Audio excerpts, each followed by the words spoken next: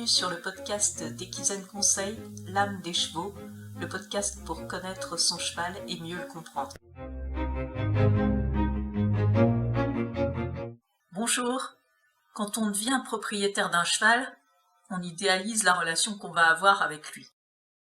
Et puis, au fil des jours, cette relation, souvent, elle se résume à monter son cheval quelques fois par semaine.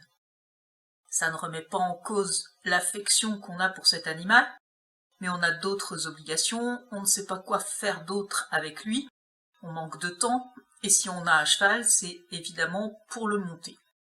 L'autre jour, alors que je revenais de la carrière à travers le village en marchant à côté de mon cheval, un voisin m'a interpellé pour me demander pourquoi je n'étais pas sur son dos. Un voisin qui n'a aucun lien avec le monde équestre, c'est dire à quel point le cheval est associé uniquement au fait d'être monté.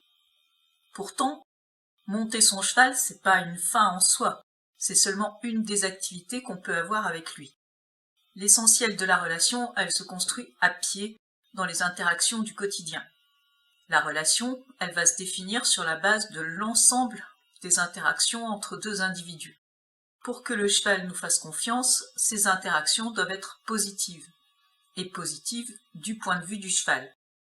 Il est donc important de comprendre comment le cheval nous perçoit et de savoir repérer les signes qui indiquent que la situation est confortable ou non pour lui.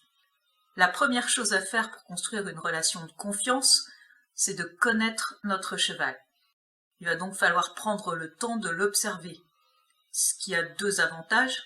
D'abord, vous allez passer du temps à proximité de votre cheval, et même si vous n'avez pas d'interaction directement, il sera conscient de votre présence et ne vous associera pas seulement au fait d'aller travailler. D'autre part, vous allez mieux le connaître et découvrir comment il occupe son temps, ce qu'il aime faire, où, quand, comment, avec qui, etc. Le second point important, c'est d'être capable de comprendre notre cheval. Ça signifie qu'il faut apprendre à décoder son comportement en fonction du contexte dans lequel le cheval l'exprime. Si on ne sait pas lire le comportement de son cheval, on risque de mal comprendre ses réactions, et si on comprend de travers, on va avoir des réactions inappropriées et générer de l'incompréhension et du conflit. Rapidement, la relation va se dégrader, et également le bien-être physique et mental du cheval. Il ne faut jamais oublier la capacité du cheval à mémoriser par association. Notre cheval va en permanence scruter notre langage corporel, le ton de notre voix, nos expressions faciales, et en tirer des enseignements en fonction des conséquences que ça va avoir pour lui. Il est important également de prendre le temps d'aider notre cheval à vivre dans le monde des humains. Notre environnement, il est peuplé de choses plus ou moins effrayantes pour un cheval. Accompagner le cheval dans un travail d'habituation, l'aider à mieux gérer ses émotions et à comprendre qu'il n'a pas à avoir peur d'un certain nombre de choses qui l'entourent, c'est indispensable pour prévenir le stress chronique. C'est aussi un outil très efficace pour tisser le lien de confiance avec lui.